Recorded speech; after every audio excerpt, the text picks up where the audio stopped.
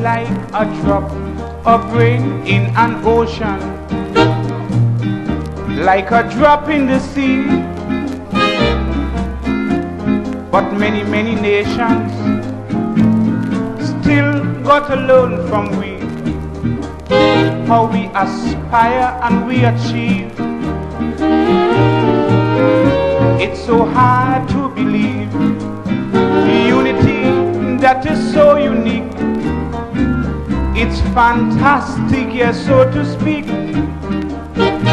It's fantastic, yes, it is, the way how we live as one. In integration, all the nation is second to none. Here the Negroes, the white man, the Chinese, the Indian, we walk together in hand. In this wonderland of Calypso, in this wonderland of steel band.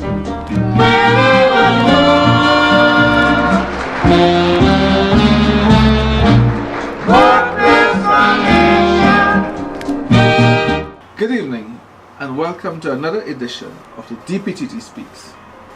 This evening we are going to be talking to you about education and sports. So let's start with education, because of course education is fundamental to the development of Trinidad and Tobago in the long term. So in the immediate term and the long term, we need to look at how we prepare our children to survive in a changing world. So education for us is fundamental to the development of Trinidad and Tobago. Let's start first of all with what the world is like today.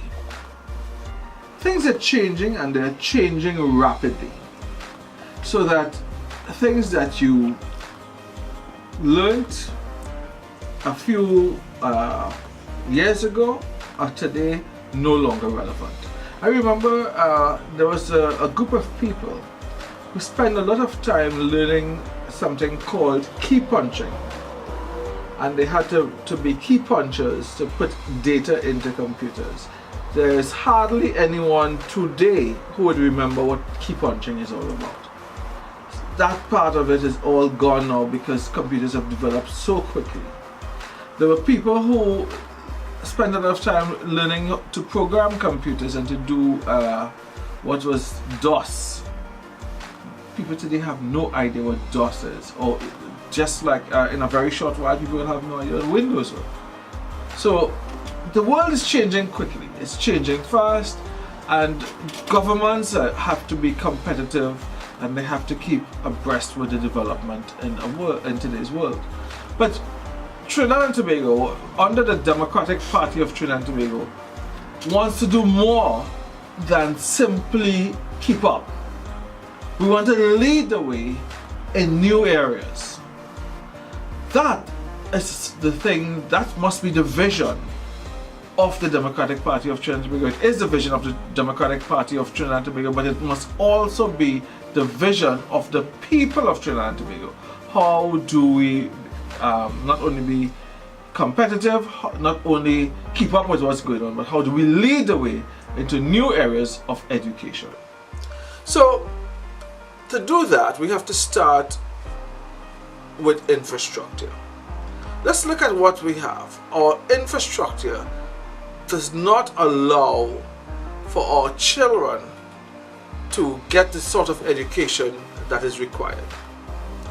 So to begin with, the Democratic Party of Trinidad and Tobago would take initiative to bring all our schools up to the required standards that are international standards. In other words, every school in Trinidad and Tobago will be air conditioned.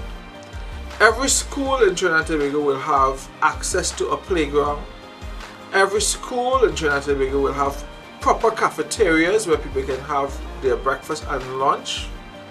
Every school in Trinidad and Tobago will be well secured so that people, when they get through those gates, will know that they're in a safe place. And every school in Trinidad and Tobago will ensure that they have staff that are well trained and that are motivated towards guiding the children into their new career path. So fundamentally, the schools have to be brought up to date. How do you do that? It's nice for any politician to say, oh, we need to have the schools up to date and we need to have the schools looking nice. And the way you do that is that every school has to be its own management area.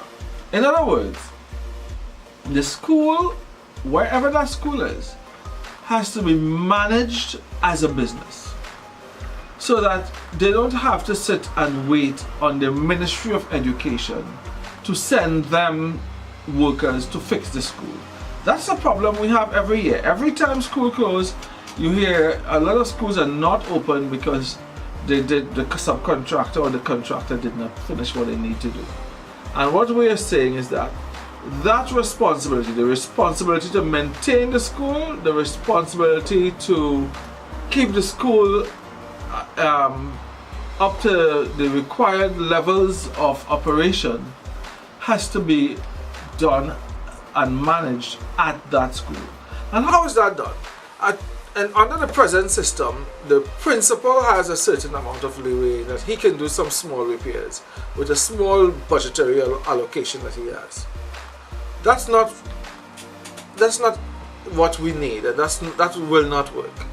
Every school, regardless of whether it's a small school, a primary school, a secondary school, or one of those tertiary education institutions, they must have a school board. You must have people, a management committee that's going to be responsible for running that school. A mini board, it might be 2 or 3 persons, but that management committee will be responsible for ensuring that the schools are maintained and brought up to the required standards.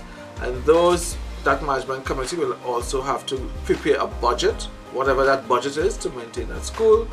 And that management committee would also be entitled or empowered to raise funds to develop that school. So if you take schools and make them into small business institutions, you're going to find families, communities taking better interest and better care in their school, because it's their school and it's something that they have to preserve for their children. Another thing, while we're talking about infrastructure, is, and this is going to help not only with the school, but it's going to help with the overall transportation system in Trinidad and Tobago. Have you ever noticed that whenever school is on vacation, that the traffic is at least almost 50% less? When schools close, people get to work rather quickly, or in less time than they normally would. Why? Because a lot of parents drive to school to drop their children to school and to pick them up. And it means that if you have 10 children, you can have 10 cars going to that school. Yeah, so imagine in the average school where you have 200 or 300 children, in many cases you have almost 200 cars going to that school to drop children and pick them up. And one of the things that the Democratic Party will have is a school bus system where every school will have their own bus. It means that if your child is going to Cohen Hamilton Secondary, or your child is going to Fatima College, or your child is going to St. Stephen's College in Princestown, those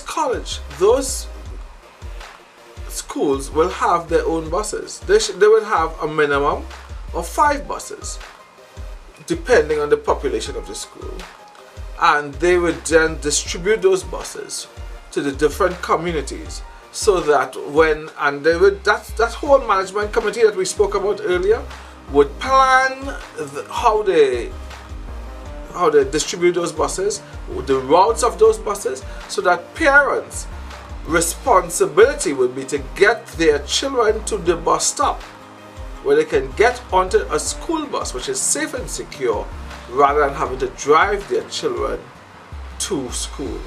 That alone is going to be a great relief for parents, but it's also going to be a great relief for people on our nation roads. It's also going to be safer for our children. So rather than have all these children risking their lives in these cars and maxi taxis going to school on a school bus, that will immediately mean that they'll be safer and that will immediately impact their access to school. This is a fantastic system that's going to excite people about the education system and our education plan for children. So we talked about the schools, we talked about the infrastructure. We need to look at now at what our children, how are we preparing our children to be competitive? You know, one of the things about Caribbean children is that in the Caribbean, we always tend to look up to other education system. You want your children to study abroad because we feel somehow that we are inadequate. It's not a very positive thing for our children to grow up feeling that they are less than they ought to be. And we have to emphasize that all our children, whether they're, regardless of their social setting, regardless of their financial setting at home, that all of these children are important, and all of these children have the ability to be number one in the world, not only in Trinidad and Tobago, but number one in the world. We have had students here and people who have educated themselves here in Trinidad and Tobago that have made their mark internationally. So we have intelligent people, we have really talented people, and we need to prepare our children to be competitive on a global scale. It means, therefore, that rather than simply going through a textbook and saying to our children, this is what the textbook structure is or what the school curriculum is, we have to get our children to be more practical. Now I want to tell you something. One of the fantastic visions, and Trinidad and Tobago have had, as governments come and government go, we've had different initiatives educationally, and some have paid off and some may not have been so good. But one of the things that happened when we had the junior secondary school is that we had a lot of trade centers at the school. People learned architecture or draftsmanship, they learned mechanic to fix cars, they learned to do masonry and so on at the school. I found that was a fantastic program. I know, for example, a lot of people that did the plumbing program, and a lot of people who did the mechanic program, and there were some guys that did the draft who became draftsmen, and they all did that at the junior secondary school. For some reason, that don't seem to be common anymore. I don't know if it when it stopped. I really don't was unable to indicate exactly when that stopped or if it stopped. But I know that the schools are not equipped as they were before to deal with these trades. As part of the Democratic Party of Trinidad and Tobago new plan, trade will be in our nation's secondary school. So at secondary school, you have that opportunity to do academic work and to do a trade. So you will have things like photography, art, things like mechanics, electrical work, plumbing work, a whole lot of construction work. All of those things you can do at school, and that will be part of that new school curriculum. So education has to be all-rounded, it has to be exciting. You can't have a nation where there's a whole lot of people who only know what to do accounting and whatever there is in textbooks without being able to be competitive with their hands and so on. One of the things that we have to look at also is flight school, so that children can access the ability to learn to fly. And since we are surrounded by water, we need also, and the Democratic Party will have, schools where they teach you whatever that's required to be a good ship captain or ship mate, and how to maintain ships and boats, and so to be a good sailor. All of those things should be incorporated in our education system and will be incorporated in our education system in Trinidad and Tobago under the Democratic Party of Trinidad and Tobago. So you see, education is going to move into, apart from being this boring sort of stuff where people sit down in a classroom and listen to a teacher every day, education is going to be exciting. It's going to be moving from the classrooms into factories, into the workplace, into the areas that we can actually see reward for what we do. So that agriculture, for example, would be a major initiative. But agriculture not only learning from the book, but going in the field and cultivating crops. And not only cultivating the crops, but marketing the crops. So all of those things is how we are going to revisit our education to make it exciting and make it pertinent, to every student, and to prepare our young people to be competitive in the years to come. Ladies and gentlemen, I'm excited about education for Trinidad and Tobago. Please join with me. Join with the Democratic Party. Support the Democratic Party's vision for a new education system for Trinidad and Tobago. We also, as we wind up on education, we want to also let you know that when it comes to tertiary education, a lot of people have been happy with the GATE program where you get free tertiary education. We have to look at GATE again, and in terms of financial ability to maintain GATE. And there was a time when it was the government assistance program was 50-50. In other words, you paid part of it and the government paid another part. I think that we have to look at that.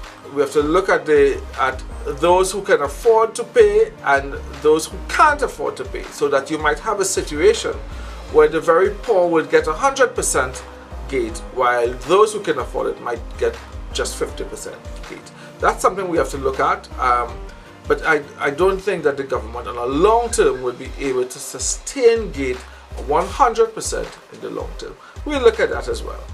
All that we're trying to do is to ensure that as our children grow, they develop and become competitive internationally and locally.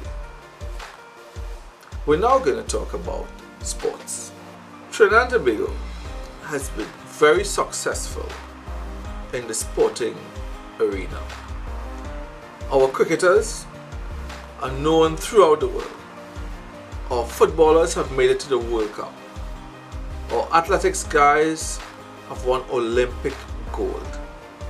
So certainly we have a fantastic product when it comes to sportsmen.